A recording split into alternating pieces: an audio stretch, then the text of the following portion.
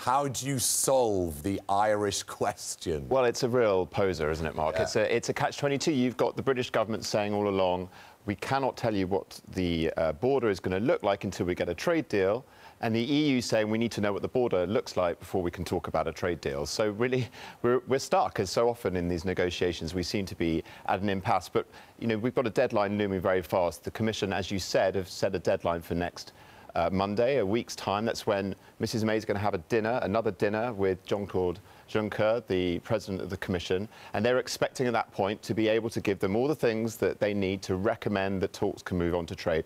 And we thought the biggest problem was the financial settlement. It seems like this Irish question now really is the biggest sticking point, and no one seems to have an idea how to fix it. And Keir Starmer, the Labour Party Brexit spokesperson, David, has suggested, you know, if you don't get it done within a week or two, she could be facing a no-confidence motion. I mean, Right. is that politicking as it's known? Well, it is politicking, but, you know, I think there's a grain of truth in that because, you know, Mrs May is staking her reputation completely on getting a good deal for Britain. And if the talks fall apart and if we miss this next European Council opportunity to start talking about trade, we're then talking about some point in next year. Remember, we're leaving the European Union. The UK is scheduled to leave in March 2019. And the deal needs to be in front of the European Parliament to ratify by next autumn. So there really is not very much time.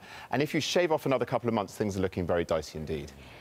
David, is there any workable solution out there? Have any possibilities been floated at all? Because it seems to me that if the DUP is with Theresa May, which they are, then there can't be a solution because there will be a border and it will have to be a hard border.